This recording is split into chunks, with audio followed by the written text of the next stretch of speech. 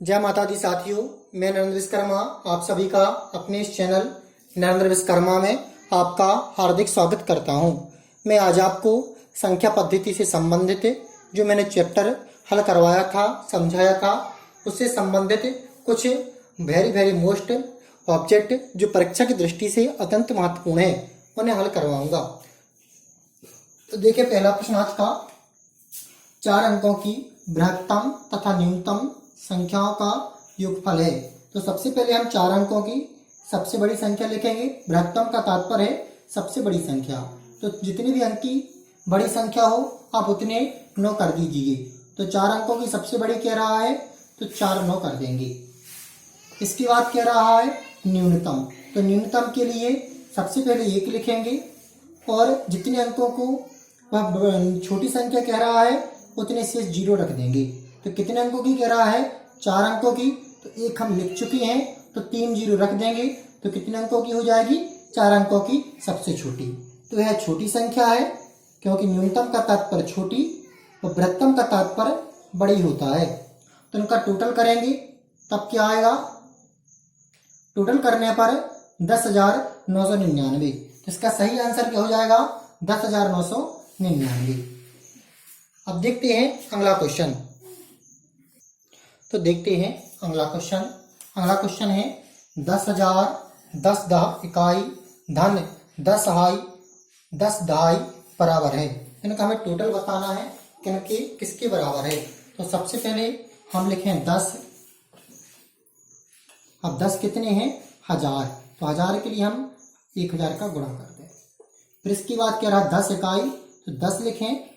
इकाई में कितने अंक होते हैं? 1। फिर क्या रहा है? 10 दहाई। 10 लिखा। अब दहाइयों की संख्या की दहाई में कितने अंक होते हैं? 10। इनका गुणा करेंगे तो कितना आ जाएगा? 10,000। 10 इकाई 10 दहाई। तो टोटल आ जाएगा आपका गुणा करने पर। इसको हम जोड़ेंगे तब आपका आ जाएगा 10,110।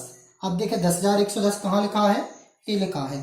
तो ये पहले नंबर का क्या हो जाएगा? अपना सही आंसर। एक बार और इसे देखें। सबसे पहले आप जो संख्या दी है वो लिखें। इसके बाद 1000 इकाई दहाई जो भी लिखा उसे लिखें। तो 10,000 था तो 10 लिखा, 1000 का गुणा कर दिया। फिर 10 लिखा, इकाइयां थी 10 तो 1 का गुणा कर दिया। 10 लिखा, दहाइयां थी 10 तो 10 का गुणा कर देंगे क्योंकि एक दहाई में 10 अंक होते हैं, इकाई में 1 अंक होता है, सैकड़ा में 3 अंक होते हैं, 1000 में 4 अंक होते हैं। तो इस प्रकार जो क्वेश्चन कह रहा है उसके अकॉर्डिंग हमने सवाल को हल कर दिया और अपना सही आंसर निकाल लिया। देखते हैं अगला क्वेश्चन। प्रश्न 3 1715.271 में 7 के स्थानीय मानों का अंतर है। तो यहाँ पर सबसे पहले हम संख्या लिख लें। 1715.271 ये संख्या है। तो इसमें 2 बार 7 का प्रयोग किया गया है। एक बार यहाँ पर प्रयोग किया गया, एक बार यहाँ पर। तो दोनों के स्थानीय मानों का अंतर लिखेंगे। तो सबसे पहले इस 7 का स्थानीय मान देखें। तो 7 लिखा हमने। अब इसके बाद जितने भी राइट हैंड साइड पर अंक उसने 0 रख दिए। तो 7 के बाद 15 2 अंक हैं। फिर दशमलव लगा तो दशमलव लगा देंगे। फिर इसके बाद कितने अंक हैं? 3 अंक। तो 3 अंक लिख देंगे।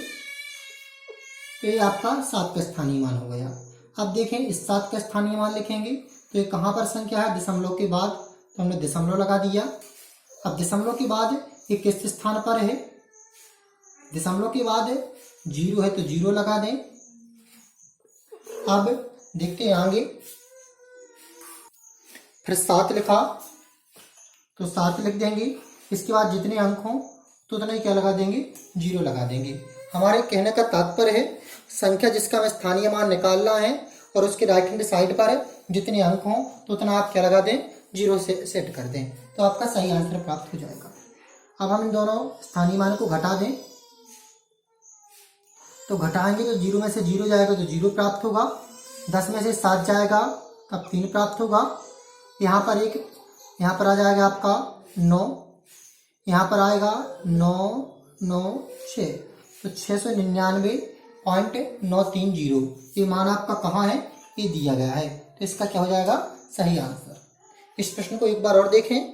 आपको जिस स्थानीय मान को निकालना है उस अंक को लिखें और इसके राइट हैंड साइड पर जितने अंक उन्हें लिखें। तो हमने 7 को लिखा, इसके राइट हैंड साइड पर 2 अंक थे दशमलव के पहले, तो वो लिखे। दशमलव के बाद 3 अंक थे, उन अंकों को लिखा। फिर हमने सेकंड 7 लिखा, उसके राइट हैंड साइड पर कोई भी अंक नहीं था। क्यों नहीं था? क्योंकि हमने लेफ्ट हैंड साइड बस के अंक देखने थे। अगर इसका देखते तो इस साइड के अंक हमने कहाँ लिए? नहीं लिए थे, तो हमने यहाँ पर भी नहीं। यदि आपको लेना है तो 0 0 लगा सकते हैं। तो इसके बाद राइट हैंड साइड पर 1 अंक था, तो हमने एक 0 रख दिया। इस प्रकार हमने क्या निकाली? इसका स्थानीय मान। इस दोनों को घटाया तो 699.003 प्राप्त हुआ। तो वही आपका क्या हो गया? आंसर। देखते हैं अगला प्रश्न। प्रश्न क्रमांक 4, 1 से 100 तक की संख्याओं में 0 कितनी बार आता है? तो हम सबसे पहले एक लाने का 0 देखेंगे कितनी बार आया। 1 से हमने 10 तक लिया तो 0 कितनी बार आया? 1 बार। फिर इसके बाद हमने 11 से 20 तक लिया तो 0 कितनी बार आया? 1 बार। 21 से 30 तक लिया तो 1 बार। तो इस प्रकार हम जब 90 तक लेंगे तो कितनी बार 0 आएगा? 9 बार। और जब 100 में देखेंगे तो 100 में कितनी बार 0 है? 2 बार। तो कुल टोटल करेंगे तो कितनी बार 0 हो जाएगा? 11 बार। तो 1 से 100 तक की संख्या में 0 कितनी बार आता है? 11 बार। तो आपका सही आंसर हो जाएगा।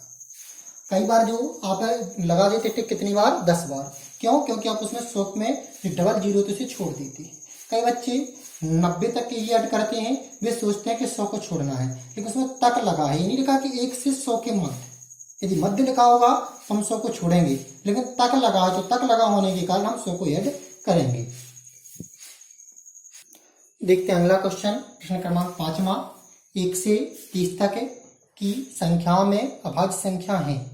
तो मैं आपको बता दूं, जैसे 1 से 30 तक की अभाज्य संख्या में कुल 10 संख्या है और 50 तक 15 है और 100 तक 25 है। आपको ये कुछ नॉर्मली क्वेश्चन है वो माइंड में याद रखने पड़ेंगे, क्योंकि पेपर में अक्सर आते रहती हैं। 1 से 30 तक 10, 1 से 50 तक 15 और 1 से 100 तक 25।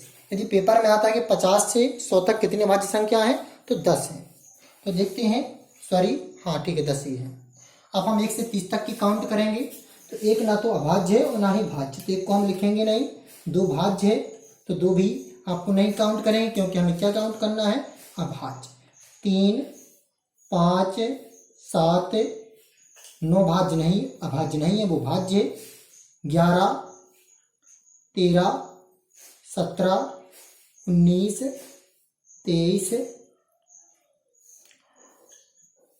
और 29।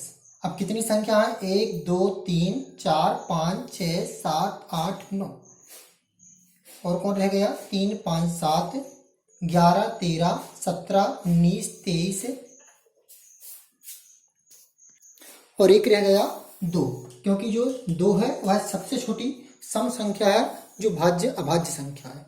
2 भाज्य नहीं है, वो क्या है? 2 अभाज्य संख्या है। यह माइंड में याद रखें। जैसे अभी मुझे माइंड से थोड़ा सा निकल गया था, इस प्रकार आपको भी हो सकता है कि 2 जो संख्या है क्यों है अभाज्य? इसका एक रीजन है, क्योंकि अभाज्य संख्या वही कहलाती है जिसकी मिनिमम 2 गुणनखंड हो, तो वो अभाज्य संख्या कहलाती है। और 2 से अधिक गुणनखंड है तो अभाज्य संख्या कहलाती है। तो 2 एक तो स्वयं का गुणनखंड होती है और 1 का गुणनखंड होती है। इसके अलावा इसकी कोई गुणनखंड नहीं है, इसलिए वो क्या है? अभाज्य। तो आप देखिए 1 से 30 तक कुल कितनी अभाज्य संख्या हुई? 1, 2, 3, 4, 5, 6, 7, 8, 9 और 10। तो इस प्रकार कुल कितनी संख्या थी? 10। तो हम इसमें सही टिक लगा देंगे, कितनी है? 10। और यदि आता है कि 30 से 50 तक 5, 50 से 100 तक 10 और 1 से 100 तक 25, 1 से 50 तक 15। तो ये नॉर्मली जो क्वेश्चन है आपको माइंड में फिट करना पड़ेगा। तो देखिए अगला क्वेश्चन। किसी विषम प्राकृतिक संख्या के परिवर्ती तथा पूर्ववर्ती संख्या का गुणनफल हमेशा किस संख्या से विभाजित है? तो सबसे पहले हमको एक विषम संख्या प्राप्त करें। तो हमने विषम संख्या में ली अपने 3। अब हमें इसका क्या करना है? परिवर्ती और पूर्ववर्ती। तो परिवर्ती ज्ञात करने के लिए हमने 1 जोड़ा तो 4 प्राप्त हुआ। पूर्ववर्ती ज्ञात करने के लिए हमने 1 घटाया तो 2 प्राप्त हुआ। हमने इन दोनों का गुणा किया तो 4 गुणे 2 बराबर 8 आया। अब सवाल क्या कह रहा है, किसी विषम प्राकृत संख्या के परिवर्ती तथा पूर्ववर्ती वो हम ज्ञात कर चुके, संख्या का गुणनफल वो भी हम कर चुके, किस संख्या से विभाजित है, तो हमेशा किस संख्या से विभाजित है।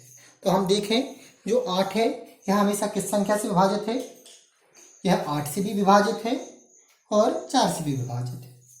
तो हम इसमें दोनों में तो टिक नहीं लगाएंगे, किसी एक में टिक लगाएंगे, तो इसका सही आंसर होगा 4।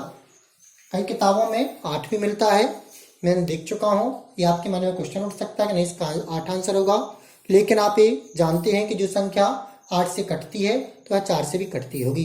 तो यदि 8 और 4 दोनों ऑप्शन है तो आप 4 टिक लगाएं, और यदि 4 ऑप्शन में नहीं दिया गया है तब आप टिक लगा सकते हैं। क्या लगा सकते हैं, 8 पर टिक। दूसरे से सो देखें ट्राई करके, हमने ली 5, तो 5 का परिवर्ती क्या होगा 6, पूर्ववर्ती क्या होगा 4, इसका दोनों का गुणा करेंगे तो 6 गुणे 4 बराबर 24। यह 4 से भी कटती और 8 से भी कटती है, किंतु यहाँ पर 4 और 8 दोनों ऑप्शन है, तो इसलिए हमेशा वो किससे कटेगी, 4 से भी कटती और 8 से, लेकिन हम टिक क्या लगाएंगे 4, क्योंकि जो संख्या 8 से कटती है वो 4 से हमेशा कटती है, विभाज्य होती है। यदि आपको जानकारी अच्छी लगी हो तब आप इस वीडियो को लाइक और चैनल को सब्सक्राइब करना मत भूलें। जय माता दी साथियों।